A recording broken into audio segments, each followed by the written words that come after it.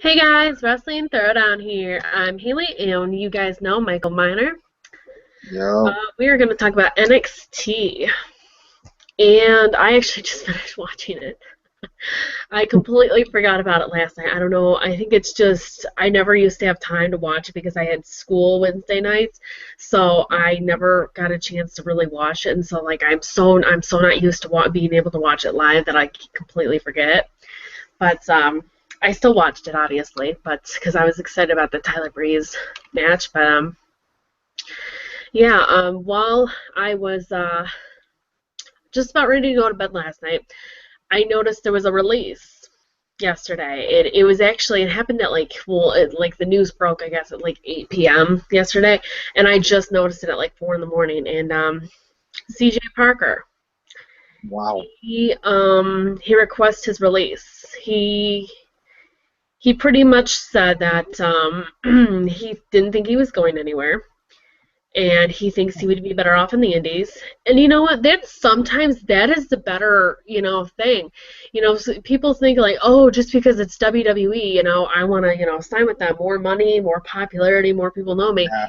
But it's like a lot of times it's not the better cause because you know what? At Yeah. least you're being treated well in the Indies. Because like if I was Definitely. obviously a professional wrestler, I know I would want to still do like ROH and stuff like that, and CCW and all that, and Japan and all that, because yeah, they're less money, but they'll treat you better. They'll always have feuds for you, storylines for you. And you pretty much can do whatever you want. You're not like under Yeah. a strict contract. I mean, there's obviously some things they probably won't let you do, but you're a Yep. lot less. Like WWE obviously is very strict, and that's what I kind of felt bad for him. I felt like because he's been there since what 2011, Yeah. so I felt like he wasted like 4 years. But I guess you can say he didn't really waste those 4 years because he Oh. might have got better. He wrestled with a lot of great talents. He probably learned a lot of things that he didn't know Yeah. about. Definitely. So it wasn't like a complete waste. But um, I don't know. It's just a shame, but it's better to get out now than wait for the release. And Yep. that's what most people do. That's what Justin Gabriel did. He was waiting around. And he goes, you know what? Fuck it. Just because I'm a WWE superstar doesn't mean I'm just gonna wait around and do nothing. You know. I'd rather go out and try indie stuff because he goes, I want to wrestle. I'm not just here to stay around, sit around and do nothing. Yeah, the paycheck might be better, but at the end of the day, Yep. depends on what you want.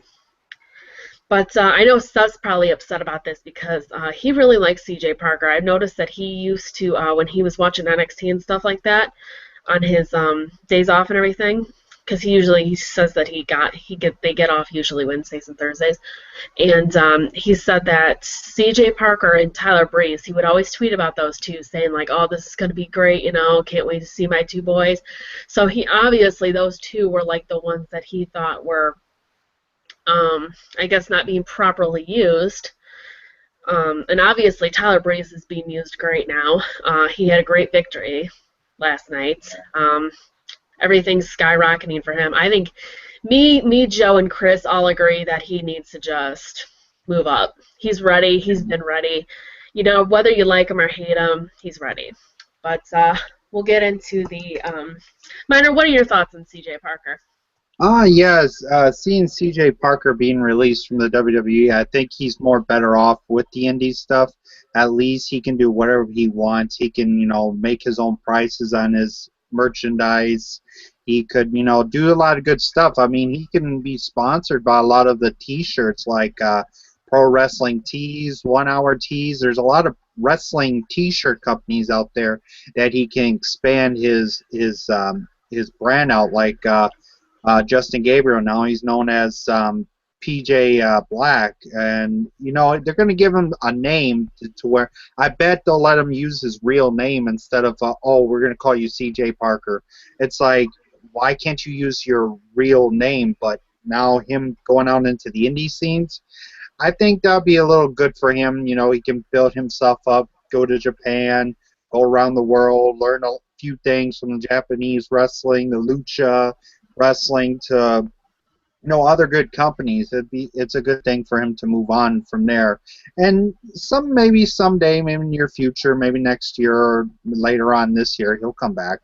It's just he wants to prove to himself that he's more of a wrestler. Mm-hmm.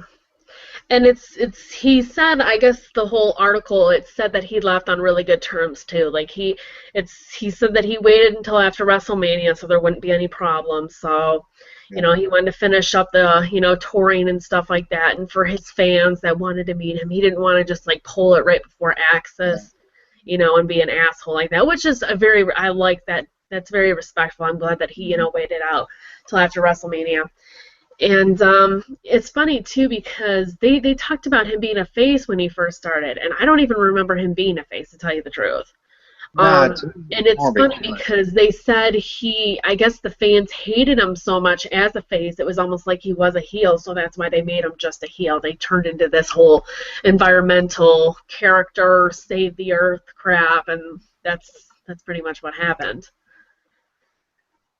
But I think he'll be better off in the Indies. I didn't really have a problem with him. I mean, I guess he must be something if Seth Rollins thinks he's talented, because Seth Rollins is extremely talented. So if Seth Rollins thinks you're talented, you got something there. Yeah. Because he thinks Heath Slater's talented too, and I agree with that. So, yep. All right, let's get into the show now. We had a return last night. Sami Zayn. I was so excited to see him. I don't know if he's medically cleared yet. I don't know if he just came back to just make a statement and then he's going to be healing up still, or what's going on with him. He had a concussion, didn't he? Yeah, I think so. So many power bombs that he's been taking from Owens. Yeah. So I'm not really sure if he's medically cleared to compete yet, but he pretty much said that he made his point clear. He is coming back for the NXT title and to take back what is his and to beat Kevin Owens' ass. So, and we don't know if, he's technically, because it seems like there's a few guys that's in the spotlight right now for the NXT title. Speaking of that, I mean, I really don't even know what's going on with that. I don't know if they're going to make it a triple threat, a fatal four-way, or if they're just going to, whoever wins faces Sami Zayn or what. So what do you think about Sami Zayn coming back? Seeing Sami Zayn come back. I mean, like he said, he went to Abu Dhabi, back to his home country to wrestle a lot of the tours over there. So yeah, to me, it's good to see Sami Zayn. I would love to see him get back into that title picture with Kevin Owens and have another epic match with Kevin Owens, and thinking his brain, okay, I gotta try a maneuver away from his power bombs and all that kind of stuff. I think, to me, he's ready, but as right now, like you said, there's a lot of contenders like Finn Balor, and the next person we'll be talking about is somewhat interested in getting into the title picture. Kevin Owens and so many others are trying to get into the world title picture. Definitely. Yeah, he's definitely one of my favorites. I always liked him, and it's a shame that he lost the title so early. I really, as much as I love Kevin Owens, don't get me wrong. It's not like I was like so mad when he won it. I don't know.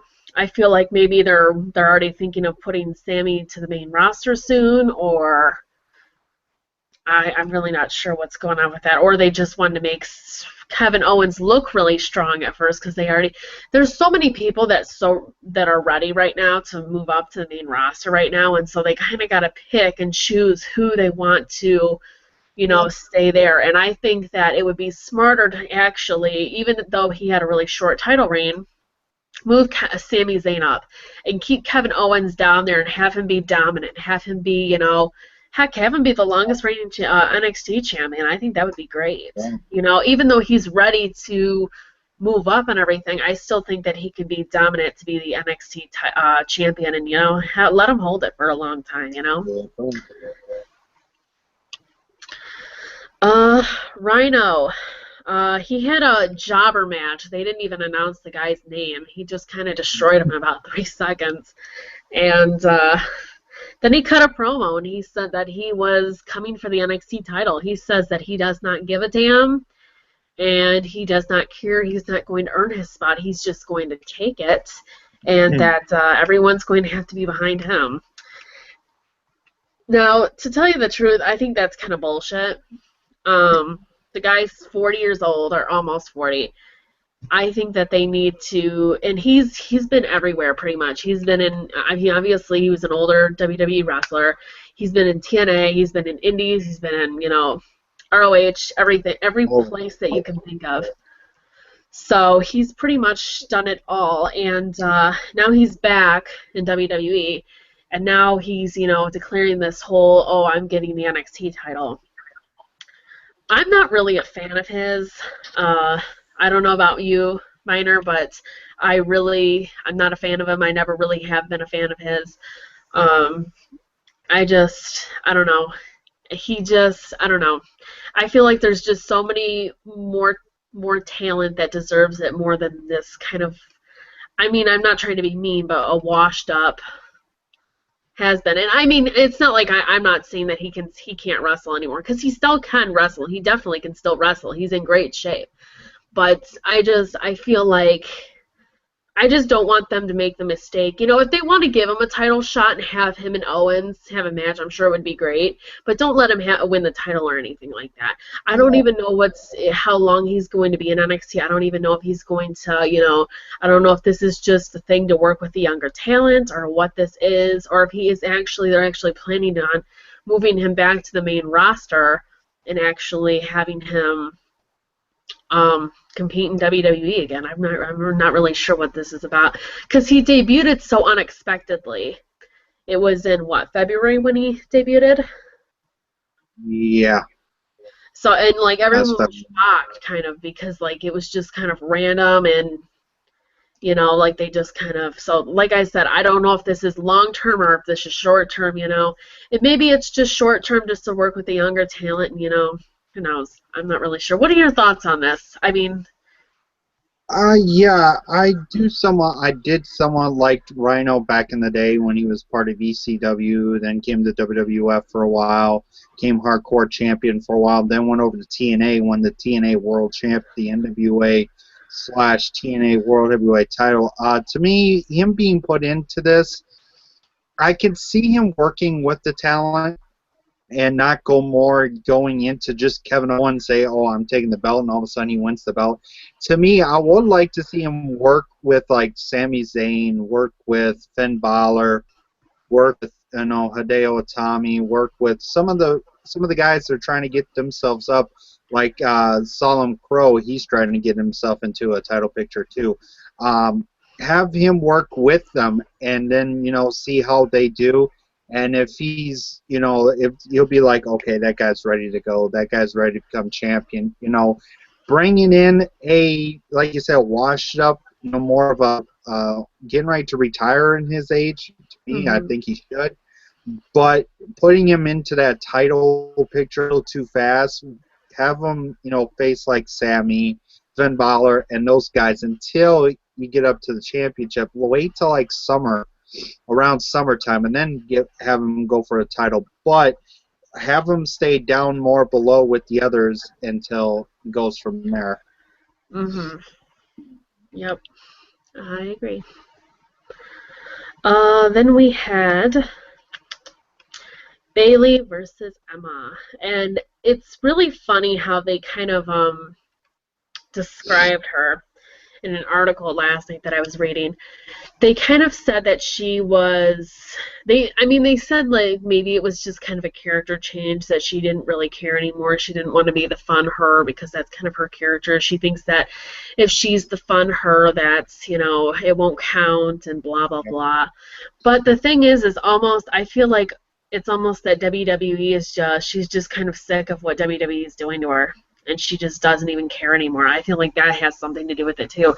I feel like she's just like, they gave me this stupid kind of character and it didn't work, and I'm, very talented wrestler, because she is, and they destroyed me all because, of one little thing that happened, and, so many wrestlers have done so much more worse, and they've gotten way bigger pushes than me. So and I feel for her. I feel really bad for her, you know. So, and I mean, obviously she didn't turn heel or anything last night. Her and Bailey had a match, and Bailey won with a roll up. And it seems like they're kind of still friends. You know, Emma kind of like, you know, said, okay, you know, maybe you were right, kind of. Maybe I was the one that was wrong, blah, blah, blah. But she didn't attack her or anything. They didn't turn on each other or anything like that. So, I mean, they might eventually, but for right now, I don't know. I don't know what's up with this new. She didn't even do her little flippy on the rope or whatever. You know how she does that backflip kind of thing. Yeah. So, what do you think's next for Emma? What do you think's going on with her? To me, with her character, I want her to get more away from the bull stuff. I know she's been, get so much into her, her dance kind of deal. I want her a little away from that song that she's got. It's just not right for her. And with the bubble thing, I think she needs to get. I think if there was be like, hey, you need to get rid of this bubble machine. I don't want this crap anymore. I'm a heel kind of chick now. I don't need these girly girl bubble machines and that kind of stuff. To me, she needs to have more of a different music, a more different kind of way for her as a heel. Her doing, the little Emma dance there is getting more boring than ever. As much as I like it, as much as I like the dance and all that kind of, but to me, she needs to go more into a heelish character, change her music up, change all her attire and everything else, and it should be fine. Mm-hmm. Alrighty, this was a non-title match, and this was obviously, I think this was just to kind of put over Wesley Blake and Buddy Murphy, the NXT Tag Team Champions. I think that obviously the Lucha Dragons, obviously this was their last match. They're on the main roster now, and this was just to kind of put them, the NXT champions, over, and kind of, build them up a little bit. Because obviously I think this was taped like a month ago, at least. Yeah. And so obviously they're on the main roster now. Obviously this is probably their last match on NXT, and so they didn't need that win because they're obviously on the main roster now. So, and this was to put over the NXT title champion. So, I mean, it was a good match. This was like the first time I actually seen Wesley Blake and Buddy Murphy actually fight, really, because I haven't really been able to see them that much. And they're actually really good. I actually really like them working together. I think that he told me that they were just two wrestlers and they kind of put them together, right? Yeah.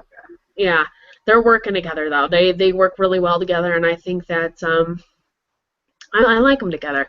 I think they're interesting, and they're definitely good.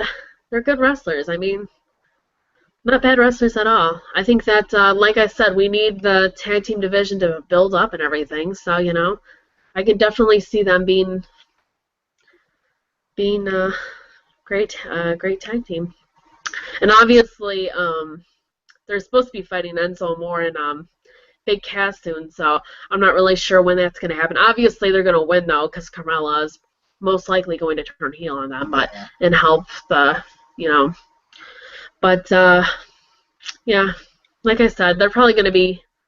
I feel like they're going to have it for a while before they move up, because they already got, a couple new tag teams formed and everything like that, and depends though, because they might have someone break up and stuff like that. That some of their tag teams kind of split up, and who knows. But like, I would love to see it like build up to where it was back in like.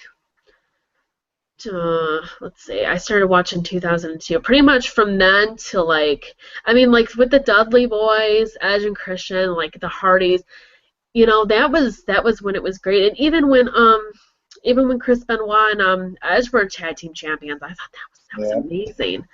They were awesome together. I loved that. So it's just like I miss those days.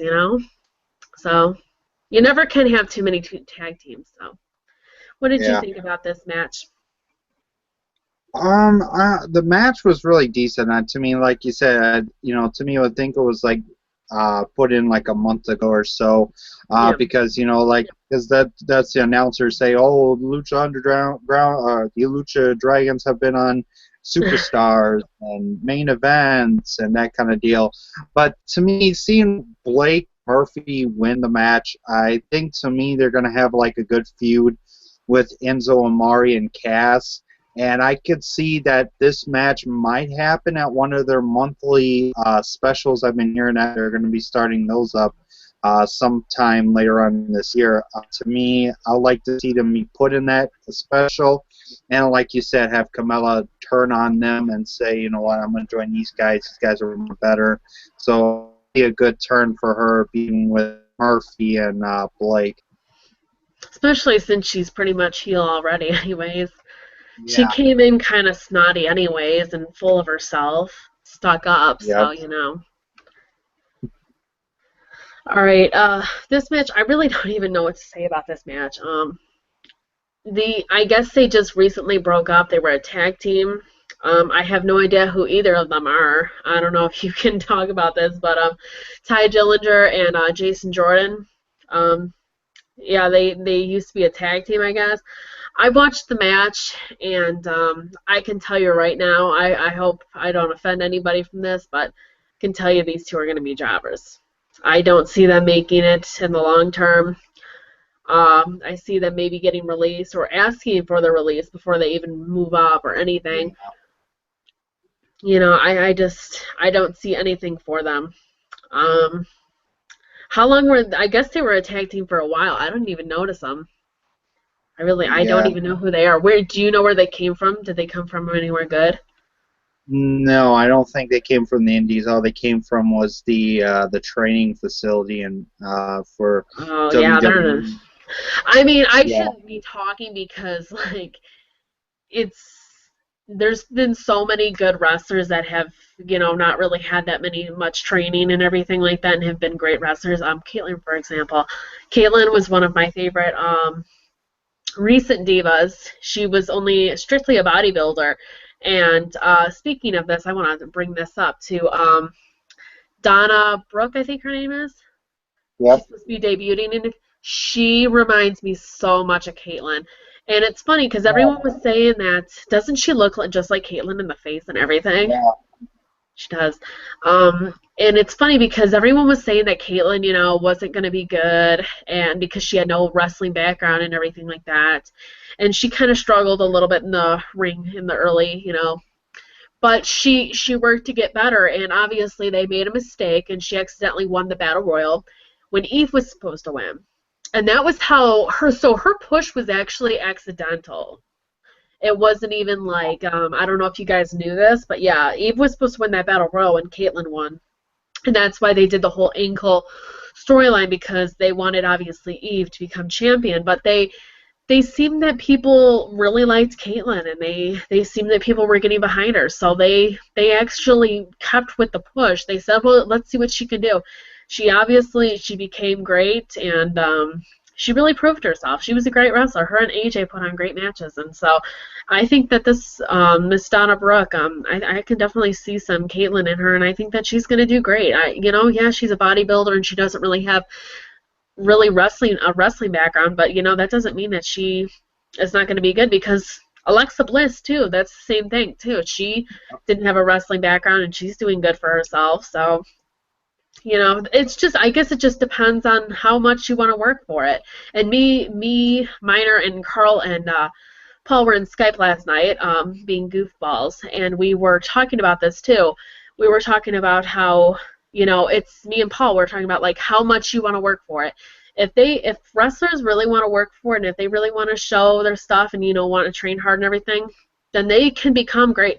And that's the thing with Eva Marie, too. Everyone, says that she's bad, she sucks and everything. It depends on if she wants to work for it. If she's really going to work hard and I follow her on Instagram, and she seems to be really training hard for this, and she seems to be taking it very seriously. So I think that she's going to prove people wrong. I really do. Not saying she's going to be the most amazing women's wrestler of all time, but I think that she's going to be better than half the roster right now, the Divas roster. So Alrighty, but yeah, what do you think about these two? Do you think that they're gonna do anything special? To me, with them, splitting up was ridiculous to me on my end. I was like, okay, well, and then what's the use of having them as a tag team if you're just going to split them up? To me, them two would have been good as a tag team together, but splitting them up and having them have a match, it's just like, okay, they're going to be like a jobbers. They're going to be the jobbers for some superstars for them to beat and all that kind of deal. To me, Ty Dillinger and Jason Jordan, I think they should have an early release and just go back into the indie scene and work as a tag team. Yeah. Yeah, they definitely didn't see anything. I didn't see anything special out of either of them. So, uh, now it's time for the main event. People were shocked about this. People were a little bit worried about this. They were happy, but they were worried. They didn't know what was going on. They thought it was predictable. And to tell you the truth, when I heard about it, I was actually shocked too on who won. Obviously, Tyler Breeze won this, and I was actually kind of shocked. But then in a way, I guess I'm not really that shocked because, people are so worried about Hideo Itami now, and they're saying what's next for him. I know Joe is kind of worried about him and saying that, like, what's going to happen now. Well, the thing is they had a great match. Great 2 out of 3 fall matches. Obviously, people were saying it was a good main event. Obviously, not good as last week's, obviously. But it was still a great match, great main event. And Tenebris has really proven himself. He's really proven himself to be great. He's very talented, and even if you don't like his character, you think it's, annoying, whatever. I know Drew, my friend Drew, he can't stand Tyler Breeze. He thinks that he's just, the gimmick's really bad and everything. But me and Paul were like, it works for him. He makes it work, and Paul was talking to me about this too. I guess he's had so many bad gimmicks, and he's actually made them work. Paul's been following him since the Indies, and he says that he had bad gimmicks before, and he made them work really good. He's just one of those guys that he's just like Damian Sandow. He takes a bad gimmick and he makes it work. He's very talented too, and I know people have been really bashing on his finishing move. I love his finishing move, that rolling kind of kick thing. I think it's different. It's different from all the power bombs and stuff like that we see that's so common, and the body slams. All that stuff is just so common. You don't really see many people use their kick, like a special kick or anything for their finishing move now. And I really like that. I think that it's different for him, and I think it could work. I think this was a huge win for him, and it was funny. I think Corey Graves said this. Corey Graves is great on commentary, too. But he said that Tyler Breeze never got his one-on-one rematch, really, for the NXT title. And this puts him back in the title picture. And I agree. I think that, to tell you the truth, me, Joe, and Chris think that Tyler Breeze needs to go to the main roster already. We think he is ready. We think he is strong enough. We think he will do great. With this gimmick, we don't know how well it's going to work. I mean, it's been working great for NXT because it's funny. When I first seen Tyler Breeze, me and my brother were just looking at each other like, what is this moron doing? Like, oh my God, like, who is this complete, weirdo? And we just started watching his matches. And what was the one match that me and my brother were like, wow, after? I forgot what it was. I think it was the one against him and Sami Zayn. And we were just like, wow. Like, this guy is great. Like, yeah, he might not have the best gimmick in the world. It might be cheesy and everything, but his wrestling ability, you can't, say that he's not talented, because he is. He's very talented, and he's a great wrestler, and he's definitely ready for it. He's definitely ready for the main roster. As for Hideo Itami, people were upset about this loss, and they're like, what's next for him? To tell you the truth, it's not like he was going to move up to the main roster right away. He, even though he's extremely talented and he's a great wrestler, he came from Japan. You guys got to understand that he came from Japan, and Japan wrestling is very physical and brutal, and it's a lot more, what's the word I'm looking for? Stern, strike. What's the word I'm looking for? Help me out, Minor. It's Japanese. More physical, but I'm trying to more stiff. Yeah, more stiff. It's more stiff, and it's obviously way different from WWE's in-ring style. And he still doesn't have the best English too. You guys got to take that into consideration. Yep. So, and that's not his fault or anything. It's not like, he has to be a great talker or anything like that, to tell you the truth, I don't think Daniel Bryan's that great on the mic, and he's making it great for himself. So, so you don't have to be like amazing on the mic to be, a main eventer or be, important. But the thing is I don't see him moving to the main roster for at least another 6 months, at least. Yeah. Because, and that's not a bad thing. It's not like, he can't do it. It's just he really has to get used to it. I can still see he's a little bit more violent in the ring than, obviously other people. And, that's not his fault. Like I said, he just came from a very, he was wrestling in Japan his whole life. So he's so used to that style, and he's only been in WWE for a few months now. So obviously he's not going to take to it right away. So he's got a long way to go, and that's not a bad thing. It's not like, it's not a bad thing for him to put over other talent, like Tyler Breeze, he's ready, so it's not a bad thing that he lost to Tyler Breeze. It's still a great match. He won one, Tyler Breeze won one, and then they had a final and Tyler Breeze won it overall. And that's not like it was a bad thing. But yeah, I think that he'll be fine. As for what's next for him, who he's going to feud with next, I'm not really sure. But he'll be fine. It's not like, this loss was like so huge on him that it's going to like kill him or anything like that, kill his career.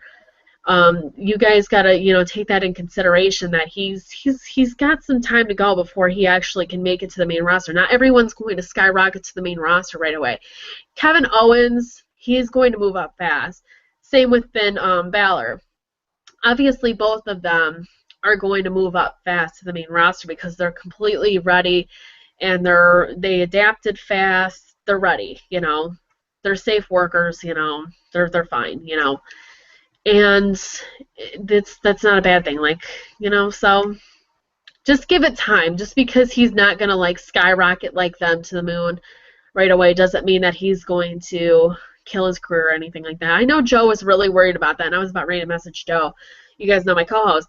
And he was worried, and he was just like, what's next for him, Like, he was kind of, like, worried, like, what's going on, And he's got to take consideration. He came from Japan, He's got some ways to go. And Minor, your thoughts on this whole main event and Tyler Breeze and Hideo Itami? I have to say that Hideo Itami and Tyler Breeze, those two have always had a feud together. Seeing Tyler Breeze and putting Hideo Itami together, saying, "Oh, you screwed me out of my tournament win, you're the #1 contender," and all that. Them two having like a little feud here and there.